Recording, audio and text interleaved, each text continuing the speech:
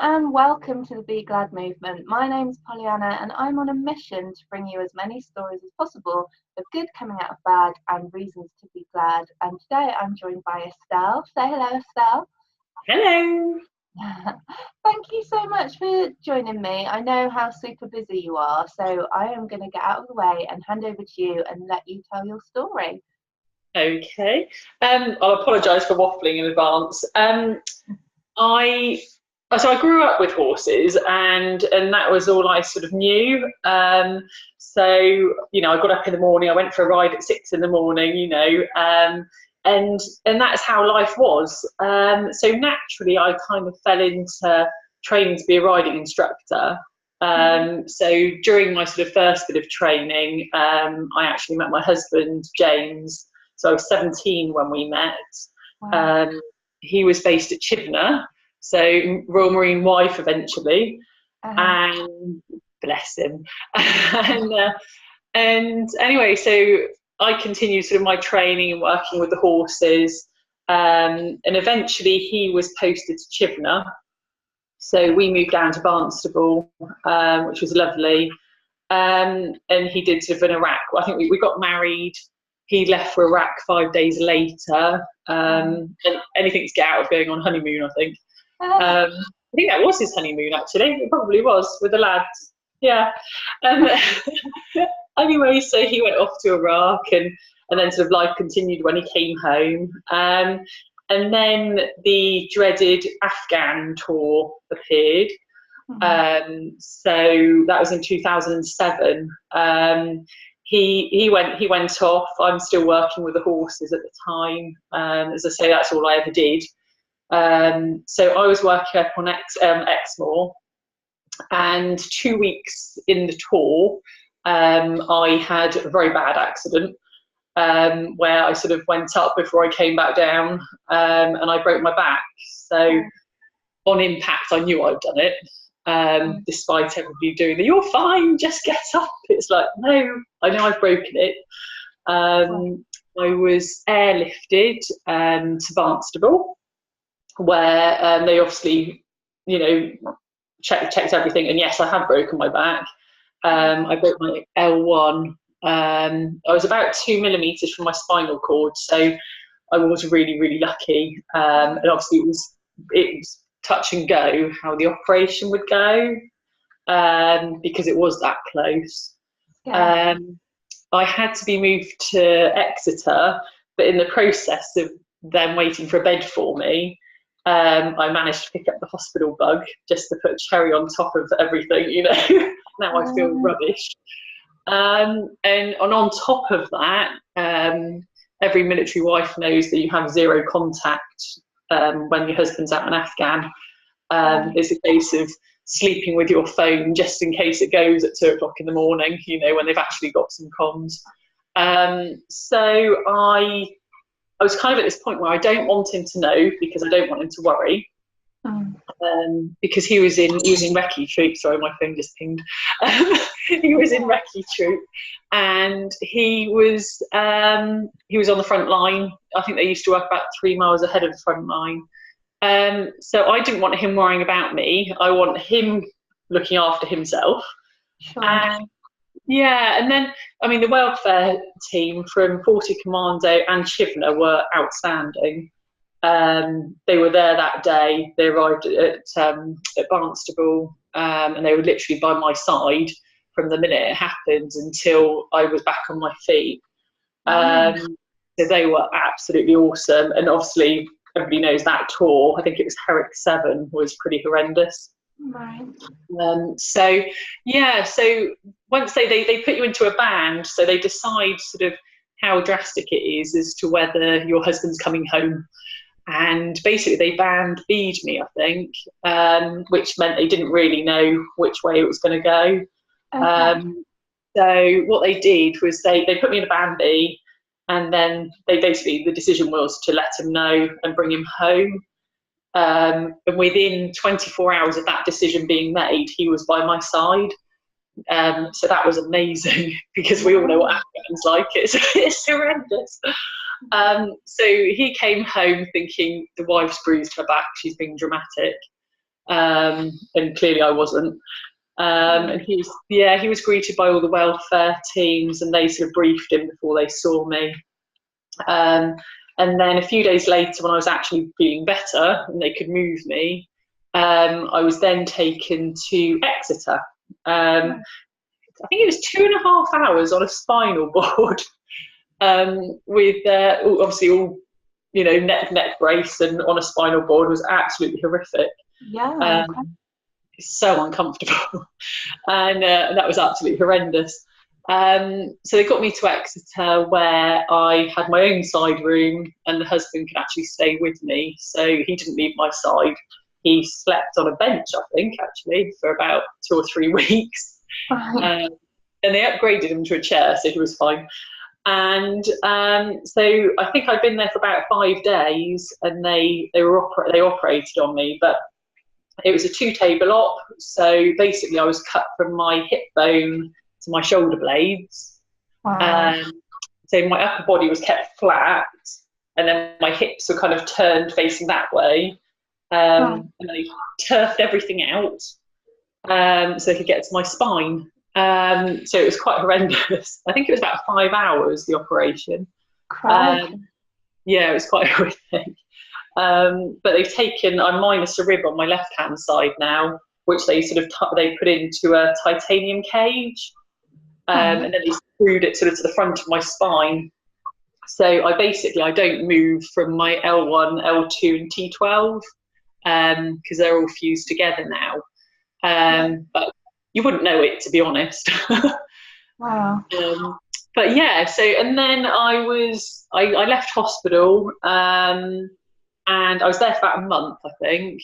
Hospital food for a month was lovely. I was high as a kite half the time on morphine, so I didn't really know what was going on. Right. And then they moved me into another ward, because it was this big sick, everybody was ill, and they had to decide to turf me out and put me in that ward instead, so they could get the worst ones out, as you do. And I was like, I'm going home, I'm not staying here. So basically they said if I could get up 3 or 4 steps, then I could go home.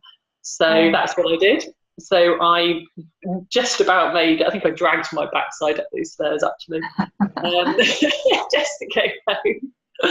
And and then I went home. The husband stayed with me, I think, for about 2 or 3 weeks, for getting home, until I got to the point where I could get myself up the stairs, I could get myself into bed, I could get myself off the toilet, and just about get my socks on with one of these weird contractions that they gave me. So I kind of got to that point, and then they obviously sent him back to Afghan, so that was really rubbish.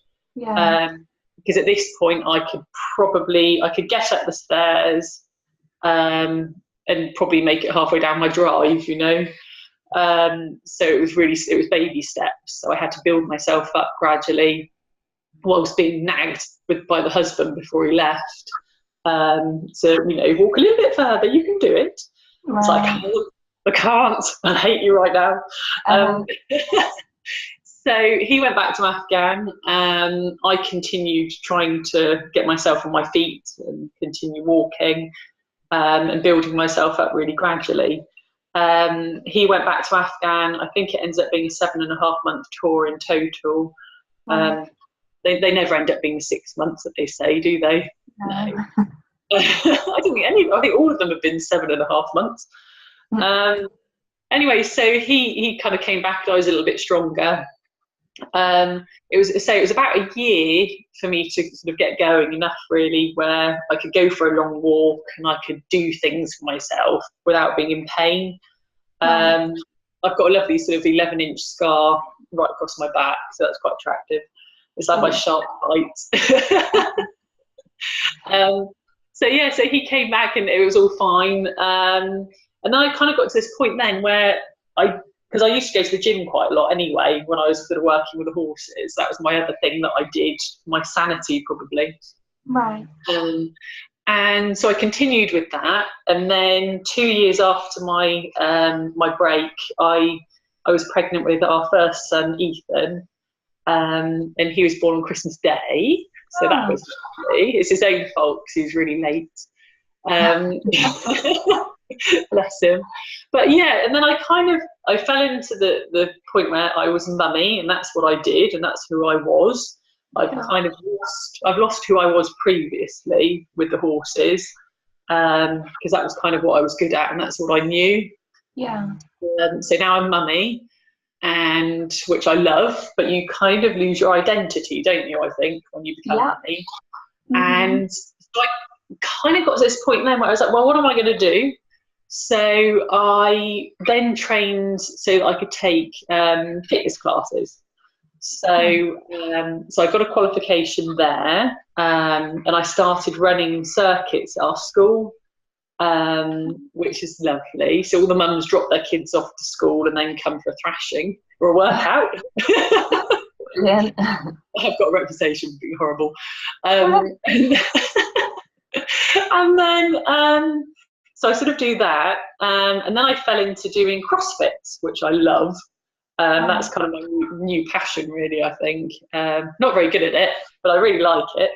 And I've started doing sort of competitions and stuff, and so it is really good fun. And then from this, I've recently, sort of probably within this year, I've started teaching at Hit Zone in Barnstable, which I also love doing because I'm there, I'm helping people, teaching people, and I love that because I'm a real people person. Yeah, and that's kind of where I'm at, really. So I just love helping people sort of achieve their goals, and a few people have said I'm their inspiration, which is nice. That's very cool. Yeah, so it's good because I do a lot of exercise. So yeah, well, you can see that you're fit and healthy, but if you hadn't had that accident, do you think you would have just carried on with the horses, or because obviously you needed to get your physical strength back up to recover from your accident, and then you've gone right into the personal fitness stage, but do you think you would have probably just stayed with horses otherwise? Yeah, definitely, 100%, because that's what I did. So I rode from when I was about 6 years old, and I always had my own, and that's all I knew, and I was confident with that. And I think when I kind of lost that, I had to obviously find something else I was going to do, but find the confidence to do it. And I don't think I'm too shoddy at it. I'm not too bad. But yeah, no, definitely, I definitely would have stayed with the horses. But now and obviously I was a riding instructor, so I was teaching anyway. But I just love helping people sort of reach their own personal goals whilst thrashing them. You can be sadistic, but also look like you're being lovely and helping them. Actually, that was one of my nicknames actually at Hit Zone, the sadist. Brilliant. Oh, I love it. So, and CrossFit's really interesting as well. I've heard a few stories about CrossFit helping people. You know, it's literally for everybody, isn't it? You know, you've said, oh, you're not very good at it, but I can see those toned arms. I think you're probably much better at it than I would be. Yeah, tell us a bit more about that, and obviously you must have to be careful with your back to a degree to do the weight. Yeah, definitely. I mean, the instructors are amazing. They're really good. I should get a discount for promoting them, shouldn't I? No, they're really good and they're really on it. So if you're not using the correct techniques or whatever, you know, that they'll jump on you. But it's like anything, you could hurt yourself doing anything really. But actually, if I can get myself stronger and fitter, it's going to protect my back anyway. That's my theory anyway. But CrossFit's brilliant. It's really, really good community, and it's really helped confidence-wise. And even it's really helping me sort of as a trainer as well, because I'm learning things that I didn't know, and I can kind of use that a little bit. So I love it. That's my thing, and my husband does it as well. And yeah, no, it's brilliant. I'm known as the naughty one though. Oh yeah.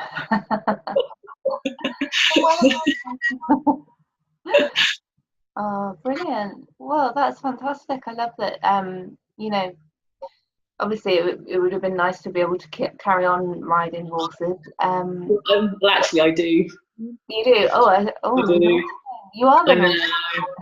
I know. Well, actually, funny enough, I think it was a year when my husband went on the second Afghan tour. I sent him a picture of myself. I've been teaching because I was still doing a little bit of teaching, so occasionally, and I sent him a photo of me on a horse looking really guilty. And he'd just gone to Afghan, and it was kind of closure. I think I kind of needed to do it, and so he went back to Afghan. So I hopped on a horse and took a quick photo, and yeah, but I do work with them now on a Thursday as well. So I do that as well. So a bit of yard work and a little bit of riding. And then I do dog walking as well. I'm like Del Boy. I do a bit of everything. Wonderful. Oh, well, it's brought a lot of diversity to your repertoire then, hasn't it? You know. Yeah, I'm kind of at this point where I kind of need to push it a little bit more because I love the gym side of it. But I kind of need to just branch out a little bit more on that, I think. So just knowing how to do it. But I'm sure I will get there. So it'll be fine. Yeah. Yeah. We have another son as well, but we've got 2 boys. Wow. Are they into horses as well? They've had a little sit on, but actually, weirdly, they've both gone into CrossFit recently as well, which they love. They do the kids CrossFit, and they love it. So it's really good fun. But I think they see mummy and daddy being very active, which has really rubbed off on them. So that's lovely. Well, that's the important thing, isn't it? It's like leading by example, really, where kids are concerned. Yeah.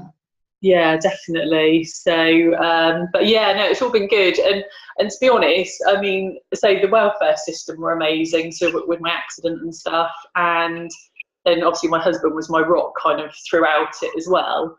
Yeah. And we've been together 20 years now, so he definitely needs a medal. As do you, because you have to put up with that lovely military lifestyle too. Yeah, well, he's out now. Actually, he does a normal job now. So yeah. Oh, fab. Brilliant. Well, I think that's great because then you can just sort of chill out a little bit and not have to worry about each other so much. So. Well, yeah, that's it. Yeah, I quite liked it when he went away for the odd month here and there. Like, I don't really, but you know what I mean. No, I just send him to the gym. It does give you a certain sense of just being able to get into your own little routine. It's when they go away for a big chunk of time, it makes you miss them. It's when they're like hanging in and out, and you just sort of get on top of a routine, and then they're back, and things have to change, and then they've gone again, and yeah, that's the sort of annoying thing. Anything. Definitely. I've done that. They're buying houses without them seeing. I think I bought 3 houses without them seeing them, and and done all the moves. And no, it's good. It makes you independent though, so I love that. Yeah. Yeah, so it's all a woman that can deal with it. Yes. It's not easy at the time, but I think what doesn't break you, it definitely makes you stronger. Definitely. Yeah, definitely. Yeah. Oh, Estelle, thank you so much for taking your time today. I really appreciate it. If you like this video, please do hit the like and subscribe button, and you'll get notifications when new videos are uploaded. You can follow us on Instagram, Twitter and Facebook. If you search at Be Glad Movement, you should be able to find us. And please do get in touch if you've got a story that you'd like to share. Doesn't matter if it's something similar to what somebody else has shared, because I really do believe your story and your voice has the ability to help someone in their time of need. So please do get in touch, and I look forward to seeing you in another episode. Many thanks.